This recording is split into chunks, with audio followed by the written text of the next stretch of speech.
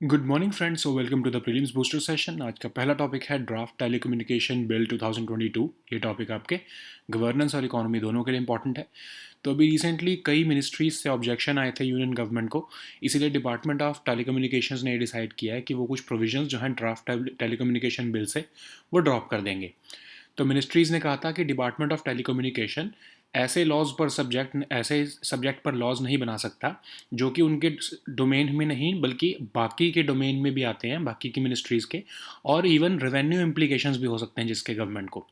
तो जो draft telecommunication bill है वो अभी जो करंटली 3 एग्जिस्टिंग लॉज जो हैं हमारे टेलीकॉम सेक्टर को रेगुलेट करने वाले, उन सबको कंसोलिडेट करने के लिए लाया जा रहा है। तो इसमें अगर हम की अमेंडमेंट्स देखें कि क्या प्रपोज़ किया गया है, एक तो आपके ओटीटी प्लेटफॉर्म्स को भी जो है लाइसेंसिंग रिजीम के अंदर डाला जा रहा है, ठीक है, क्योंकि टेलीकॉम इंडस्ट्री कह रही थी कि हम स्पेक्ट्रम खरीदते हैं और जो ये ओटीटी ऐप्स हैं ये फ्री में हमारा स्पेक्ट्रम यूज़ करके और अपनी सर्विसेज देती हैं। तो इसीलिए उनको भी जो है ये ओ टी टी प्लेटफॉर्म्स को, जो जैसे व्हाट्सएप या टेलीग्राम है, स्काइप है, इनको भी सेम रूल्स में जाना चाहिए जैसे कि टेलीकॉम ऑपरेटर्स जो है यूज़ करते हैं, ठीक है, क्योंकि वो उन टेलीकॉम ऑपरेटर्स का इंफ्रास्ट्रक्चर यूज़ करती हैं ये ऐप्स और अपनी सर्विसेज प्रोवाइड करती हैं, ठीक है। तो उनको तो कोई कॉस्ट पड़ती नहीं है, उनको तो कोई टावर नहीं लगाना पड़ता, उनको कुछ भी अपना इंफ्रास्ट्रक्चर नहीं सेटअप करना पड़ता, ठीक है। वो तो सिर्फ अपना टेलीकॉम ऑपरेटर्स का जो इंफ्रास्ट्रक्चर यूज़ करके अपनी सर्विसेज दे रही हैं।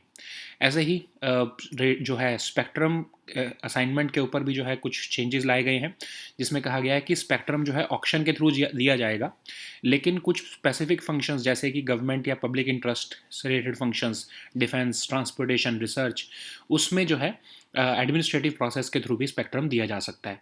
और गवर्नमेंट के पास ये पावर भी होगी कि अगर कोई कंपनी, टेलीकॉम कंपनी अगर स्पेक्ट्रम को यूटिलाइज नहीं करती है तो वो उनके स्पेक्ट्रम की एलोकेशंस को टर्मिनेट कर दिया जाए।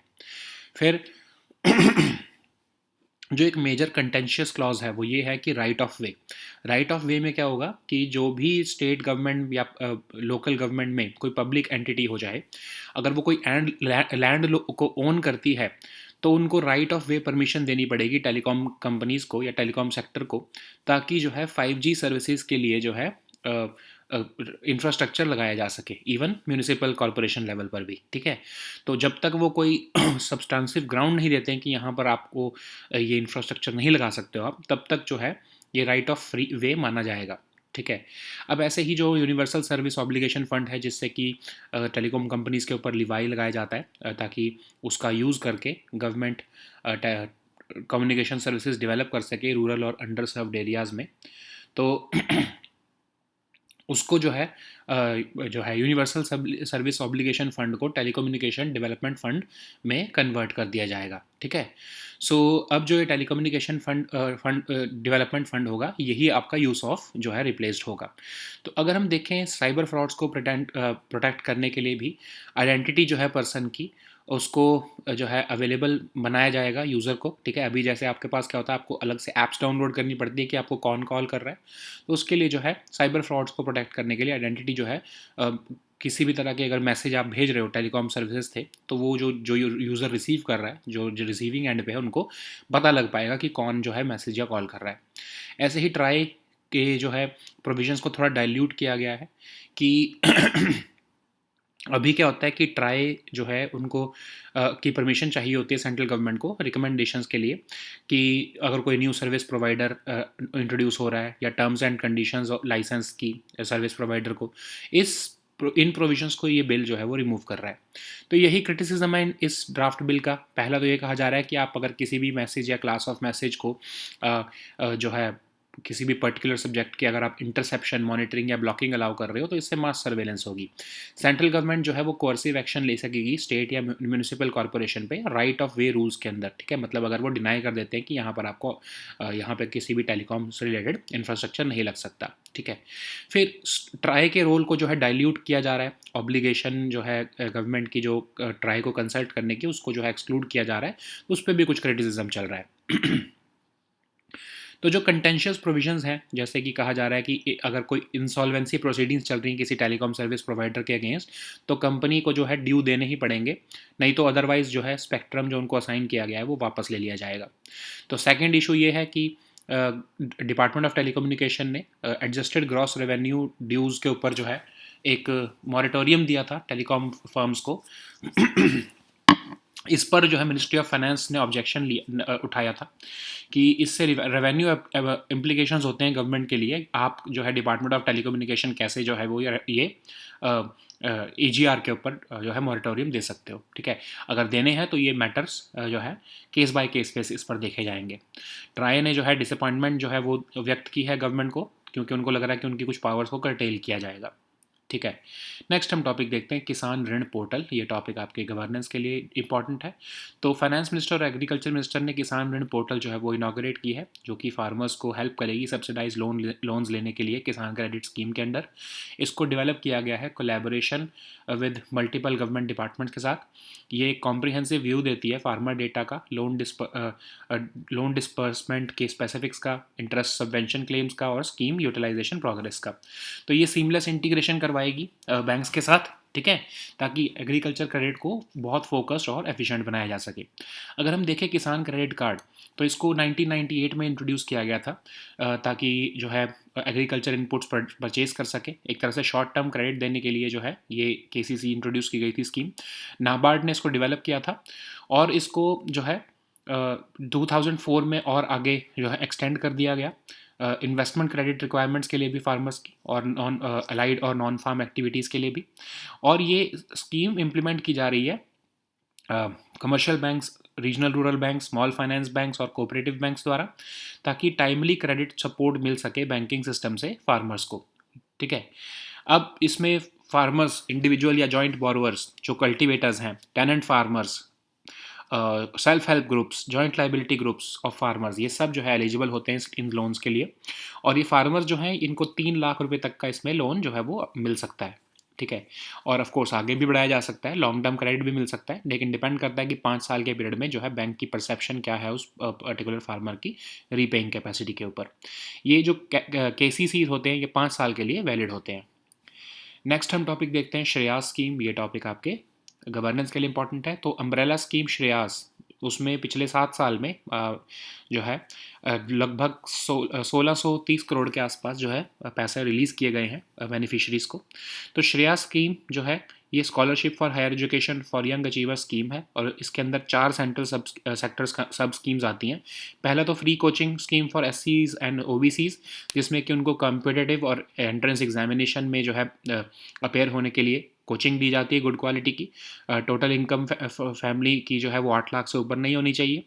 Top class education for SCs, अगर वो 12th क्लास से बियॉन्ड मतलब अंडर ग्रेजुएट ये कोर्सेज वगैरह कर रहे हैं तो भी उनको जो है ये स्कॉलरशिप दी जाती है।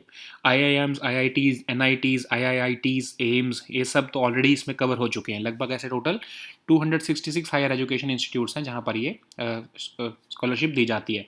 Full tuition fee, non refundable charges, academic allowances, सब कुछ इसमें कवर होता है। अब देखते हैं हम national overseas scheme for SCs। तो ये generally SCs, D notified nomadic and semi nomadic tribes को जो है, लैंडलेस एग्रीकल्चर लेबरर्स को, ट्रेडिशनल आर्टिसन कैटेगरीज को जो है मास्टर्स और PhD लेवल कोर्सेज अब्रॉड में करने के लिए जो है ये स्कीम के बेनिफिट्स दिए जाते हैं। ऑफ कोर्स 8 लाख का ही क्राइटेरिया है, बिलो 35 ईयर्स ऑफ एज होनी चाहिए, और अगर उनको एडमिशन जो है टॉप 500 यूनिवर्सिटी या फॉरेन इंस्टीट्यूट्स में मिल गई है तो उनकी total tuition fee, maintenance, contingency allowance, ये सब जो है वो कवर किए जाते हैं। नेक्स्ट है आपका national fellowship for SC students. तो MPhil और PhD डिग्रीज जैसे साइंसेज, ह्यूमैनिटीज़ या सोशल साइंसेज में करने के लिए शेड्यूल कास्ट स्टूडेंट्स को हायर एजुकेशन परसू करने के लिए फेलोशिप दी जाती है। हर साल 2000 न्यू स्लॉट्स जो हैं वो निकाले जाते हैं NET JRF के अंदर, ताकि जो है ये स्कॉलरशिप्स दिए जा सके या फेलोशिप्स दी जा सके। नेक्स्ट हम टॉपिक देखते हैं बीमा सुगम प्लेटफॉर्म। ये टॉपिक इकोनॉमिकली इंपॉर्टेंट है। तो रिसेंटली IRDAI ने एक कमेटी फॉर्म की है जिसमें कि जो कि एपेक्स डिसीजन मेकिंग बॉडी होगी, ताकि बीमा सुगम प्लेटफॉर्म क्रिएट किया जा सके। तो ये बीमा सुगम प्लेटफॉर्म जो है लोगों को, इंडिविजुअल्स को लाइफ, हेल्थ, मोटर और property insurance policies online purchase करने में हेल्प करेगा। ये प्लेटफॉर्म इजी एक्सेस देगा under single roof for insurance companies, और ये एक सेंट्रलाइज डेटाबेस की तरह काम करेगा जो कंज्यूमर्स को असिस्ट करेगा with all insurance related queries. तो साइरिल अमरचंद मंगलदास को लीगल काउंसिल बनाया गया है इस प्रोजेक्ट के लिए, और ये प्लेटफॉर्म जो है personal, commercial, business insurance requirements को जो है वो सपोर्ट करेगा। लाइफ इंश्योरेंस और उधर उसके बाकी तरह के variants, term plan, savings, annuities, pension plans, ये सब इसमें कवर होंगे। और इसी के थ्रू ही आप जो है end to end digital onboarding कर पाओगे पूरे इंश्योरेंस प्रोडक्ट्स की, ठीक है। सो नेक्स्ट हम टॉपिक देखते हैं ऑपरेशन सजग। ये टॉपिक सिक्योरिटी के लिए इंपॉर्टेंट है। तो इंडियन कोस्ट गार्ड ने रिसेंटली ऑपरेशन सजग जो है वो कंडक्ट किया है, जो बेसिकली एक कोस्टल सिक्योरिटी ड्रिल है अलॉन्ग वेस्टर्न कोस्ट। तो ये इसमें सारे स्टेक होल्डर्स ने पार्टिसिपेट किया है इंडियन कोस्टल सिक्योरिटी के। टोटल ऑफ 118 शिप्स ने इसमें पार्टिसिपेट किया, जो कस्टम से related, marine police, ports, Indian navy, सब ने इसमें पार्टिसिपेशन की है। तो ये इस ड्रिल में एक्सटेंसिव चेकिंग हुई है, वेरिफिकेशन ऑफ डॉक्यूमेंट्स हुआ है, क्रू पासिस हुई है, फिशिंग बोट्स की, बार्जेस और क्राफ्ट की, बायोमेट्रिक कार्ड रीडर्स दिए गए हैं सिक्योरिटी एजेंसीज को, और आइलैंड सिक्योरिटी और कम्युनिटी इंटरेक्शन प्रोग्राम्स भी इसमें इंस्टीट्यूशनलाइज किए गए हैं। नेक्स्ट हम टॉपिक देखते हैं सीरियड फ्रॉड इन्वेस्टिगेशन ऑफिस। ये टॉपिक आपके इकोनॉमी के लिए इंपॉर्टेंट है। तो सीरियस फ्रॉड इन्वेस्टिगेशन ऑफिस ने एक चार्टर्ड अकाउंटेंट को हैदराबाद से अरेस्ट किया है, क्योंकि उन्होंने डिमोनेटाइजेशन के पीरियड में जो है वो कुछ जो है वो स्पीरियस रोल निभाया था। तो ये SFIO जो है गवर्नमेंट ऑफ इंडिया की कॉर्पोरेट फ्रॉड इन्वेस्टिगेशन एजेंसी है, मल्टी डिसिप्लिनरी ऑर्गेनाइजेशन है, मिनिस्ट्री ऑफ कॉर्पोरेट अफेयर्स के अंडर आती है। इसमें कई तरह के एक्सपर्ट्स होते हैं, अकाउंटेंसी से forensic auditing, law, IT, investigation, company law, capital market, taxation से रिलेटेड। ये जो है वाइट कॉलर क्राइम्स और फ्रॉड्स को डिटेक्ट करना और प्रोसिक्यूट करना, उससे उसको जो है उसमें हेल्प करती है। 2003 में इसको बनाया गया था नरेश चंद्र कमेटी ऑन कॉर्पोरेट गवर्नेंस के रिकमेंडेशंस के बेसिस पर। इन्वेस्टिगेशंस जो है वो गवर्नमेंट ऑफ इंडिया के अगर को लगता है कि इन्वेस्टिगेट करना ज़रूरी है किसी भी कंपनी के अफेयर्स को, तो इनको SFIO को जो है इन्वेस्टिगेशन मिल जाती है। और इसके ऑर्गेनाइजेशनल स्ट्रक्चर देखें तो इसके जो डायरेक्टर हैं वो हेड ऑफ डिपार्टमेंट होते हैं, जो कि जॉइंट सेक्रेटरी रैंक के होते हैं। इस ऑर्गेनाइजेशन को जो है additional directors, joint directors, deputy directors भी हैं। और अगर हम देखें SFIO का हेडक्वार्टर न्यू दिल्ली में है, लेकिन 5 रीजनल ऑफिस भी हैं, मुंबई, न्यू दिल्ली, चेन्नई, हैदराबाद और कोलकाता में। Okay, so now let us see all these topics in English. So the first topic is Draft Telecommunication Bill 2022. This topic is important for your economy section and also your governance section. So due to objections from multiple government ministries, the Department of Telecommunication has decided to drop certain provisions from the Draft Telecommunication Bill of 2022. So ministries have said that Department of Telecommunication cannot make laws on subjects which do not fall solely on its in its domain, and especially if they have revenue implications for the government. So as per this draft law, currently our telecom sector is regulated or governed by 3 separate acts, but under this draft telecommunication bill, the 3 separate acts will be consolidated into one. And if we look at the key amendments which have been proposed in the draft bill, it includes that the OTT platforms such as WhatsApp, Telegram, Skype, etc., they all will be covered under the licensing regime, because telecom operators were raising the queries that we have made the infrastructure, we have spent for spectrum, we have been making our products, and only these OTT platforms are utilizing our infrastructure at our costs, and they are offering free services to the consumers, which is having revenue implications for us. Okay, so that's why this such certain provisions regarding licensing for OTT platforms have also been made. So there is also a framework for assigning spectrum. So radio frequencies which are allocated are called the spectrum, and spectrum should primarily be given through auctions, but in specific conditions like for defense and transportation research purposes. The bill also proposes that assignment of spectrum through administrative process can be done.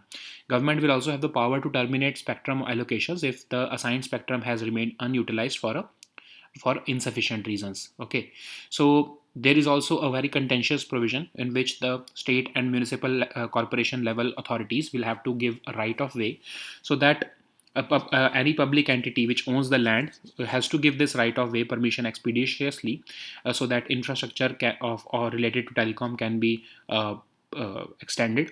And this would be key to the rollout of 5G services in the country. The Universal Service Obligation Fund, which is meant for funding and developing of communication services in rural and underserved areas, will be now referred to as Telecommunication Development Fund under this draft law. So for to prevent cyber frauds, the identity of the person who is sending a message through telecom services shall be made available to the user who is receiving it. The TRAI functions, certain functions in which the consultation of the government with TRAI was mandated earlier, has been diluted now. Okay, so this is also one of the criticism. Like the bill is also enabling mass surveillance. The bill provides that any message or class of messages relating to any particular subject may be subject to interception, monitoring, or blocking. And this type of an order would require all communication of all users to be monitored. So experts have also indicated that central government cannot take coercive action against states or municipal corporations, because land is a state subject. So the right of way rules have also become contentious. So analysts are also worrying that the functions of TRAI are being diluted, and this would have legal implications. So these contentious provisions, especially with respect to the Department of Telecommunications decision to give or offer a moratorium to telecom firms with respect to AGR dues for 4 years, have also been questioned by Ministry of Finance, which has raised objections that these measures would have revenue implications for the government, and DOT cannot take unilateral action on behalf of government. Such matters should be examined on case by case basis. Okay, so TRAI has also expressed its disappointment over certain provisions which it is saying as curtailment of its powers. Okay, so the next topic is Kisan Rin Portal. This topic is important for your governance section. So Finance Minister and Agriculture Minister have inaugurated this Kisan Rin portal, and this will help farmers to avail subsidized loans under the Kisan Credit Card. It was developed in collaboration with multiple government departments, and it offers comprehensive view of farmer data, loan disbursement specifics, interest, subventions, claims, etc. So it will be seamlessly integrated with banks to provide more focused and efficient agriculture credit. So this Kisan Credit Card scheme was introduced in 1998 to issue KCC to farmers on the basis of their holdings, and so that they can use them to readily purchase agriculture inputs. Initially, it was meant for short-term credit. So it was developed by NABARD then, but its mandate or its this scheme was further extended for the investment credit requirements of the farmers also, and also for allied and non-farm activities by the year 2004. So now it is being implemented by commercial banks, RRBs, small finance banks, and cooperatives. So this is aimed to provide adequate and timely credit support from the banking system under a single window. So farmers, individuals, joint borrowers who are owner cultivators, tenant farmers, self-help groups or joint liability groups of farmers, they are all eligible for this scheme, and the loan of up to 3 lakh rupees is given under the scheme. And of course it can also be converted into long-term loan limit if of course it is based upon the bank's perception of the repaying capacity of that farmer, and the validity of KCC is for 5 years. So the next topic is Shreyas scheme. This topic is important for your governance section. So under the umbrella scheme Shreyas, in the last 8 to 9 years, a total of 1630 crore rupees have been disbursed to above 21,000 beneficiaries. So this Shreyas scheme is basically scholarships for higher education for young achievers scheme, and it consists of 4 central sector sub schemes. First, of course, is the free coaching scheme for SCs and OBCs, which provides coaching of good quality to SC and OBC candidates who are appearing in competitive and entrance examinations. The ceiling of total family income is 8 lakh rupees per annum. Okay, so for top class education of SCs beyond the class 12th, this higher educational institutions, about 266 of them have been identified. It includes both government and private institutes. For example, all IIMs, IITs, NITs, IITs, AIMS, etc. Under the scheme, full tuition fees, non-refundable charges, and academic allowances are covered. Then there is National Overseas Schemes for SCs. So it is meant for students who are selected from SCs, denotified, DNTs, and semi-nomadic tribes who are going to pursue master's and PhD level courses abroad, and their family income is also less than 8 lakh rupees per annum, and they are below the age of 35 years, and they have secured admission in top 500 QS ranking foreign institutes or universities. So under this scheme, total tuition fees, maintenance and contingency allowance, visa fees, etc., will be provided to the awardees. Under the National Fellowship for SC students. Fellowship will be provided to SC students for pursuing higher education leading to MPhil, PhD degrees in sciences, humanities, and social sciences. The scheme will also provide 2,000 new slots per year who have qualified to an NET JRF of UGC. Okay.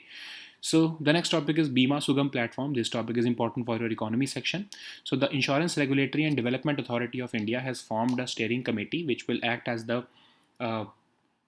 apex decision making body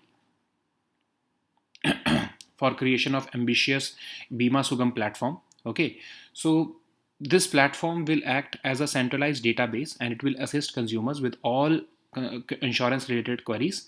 So this will basically be a centralized portal through which you can purchase any life, health, motor, property insurance policies. And Cyril Amarchand Mangaldas has been appointed as the legal counsel for this project. So this platform will support all personal and commercial business insurance requirements. This will also include all forms of life insurance and its variants. It will basically be a end-to-end digital onboarding journey for the consumers for all insurance products. Okay. So the next topic is Operation Sajak. This topic is important for your security section. So Indian Coast Guard has recently conducted Operation Sajak, which is a coastal security drill along the western coast. So this Operation Sajak involves all stakeholders of the Indian coastal security construct. A total of 118 ships participated from customs, marine police, ports, and the Indian Navy. And during this drill, extensive checking and verification of documents and crew passes of all fishing boats, barges, and crafts was undertaken. Biometric card readers were also issued to security agencies. And besides monitoring, island security and community interaction programs have also been institutionalized under the coastal security construct.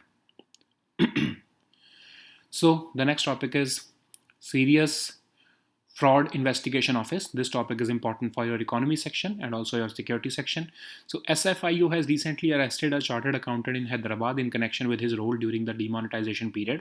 So this is SFIO is a corporate fraud investigation agency which was set up by the government of India, and it is a multidisciplinary organization under the Ministry of Corporate Affairs. It consists of experts in the fields of accountancy, forensic auditing, law, information technology, investigation, company law, capital market, and taxation. So to detect and prosecute white collar crimes and frauds, this was established. So it was set up in 2003 under the recommendations of Naresh Chandra Committee on Corporate Governance. So investigation into the affairs of company is assigned to SFIU, government, whenever the government is of the opinion that it is necessary to investigate the affairs of the company, it can delegate the task to SFIO. Okay, so it is headed by a director who is serving as the head of the department in the rank of Joint Secretary to the Government of India. The director is assisted by additional directors, joint directors, deputy directors, etc. And the headquarters of SFIO is in New Delhi with 5 regional offices in Mumbai, New Delhi, Chennai, Hyderabad, and Kolkata. Okay. So these were our topics for today. We'll meet next time with new topics. Until then, goodbye and take care.